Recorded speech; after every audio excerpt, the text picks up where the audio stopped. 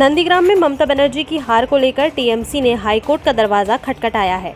TMC की ओर से चुनाव आयोग को भी पत्र दिया गया था, जिस पर नंदीग्राम में फिर से मतगणना कराए जाने की मांग की थी। टीएमसी की मांग पर आज चुनाव आयोग का बयान भी आ गया है। पश्चिम बंगाल में टीएमसी को जबरदस्त जीत मिली है। पार्टी की सीटों और वोट शेयर दोनों में ही इजाफा हुआ है, लेकिन ममता बनर्जी खुद नंदीग्राम से अपना चुनाव हार गई हैं। ममता को हार भले ही मिली हो, लेकिन आज ममता ने फिर तीसरी बार मुख्यमंत्री पद की शपथ ली।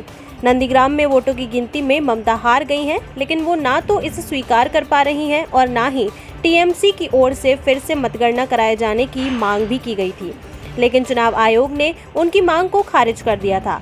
जिसके बाद टीएमसी ने बीजेपी पर बड़ा आरोप लगाते हुए कहा था कि बीजेपी के दबाव के कारण नंदीग्राम में रिकाउंटिंग नहीं हो कराई गई। मतगणना में गड़बड़ी हुई। टीएमसी ने रिकाउंटिंग के लिए चुनाव आयोग का भी रुख किया, लेकिन आयोग ने भी साफ कर दिया कि रिटर्निंग ऑफिसर का फैसला ही अंतिम। नंदीग्राम में रिकाउंटिंग नहीं कराई जाएगी।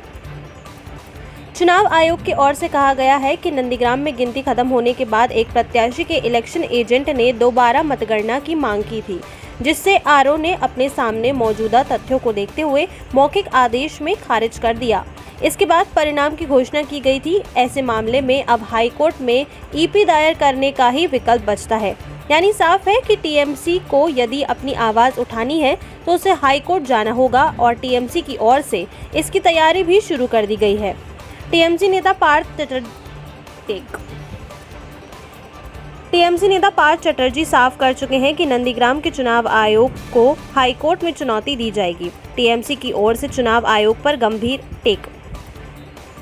टीएमसी नेता पार्थ चटर्जी साफ कर चुके हैं कि नंदीग्राम के चुनाव को हाई कोर्ट में चुनौती दी जाएगी।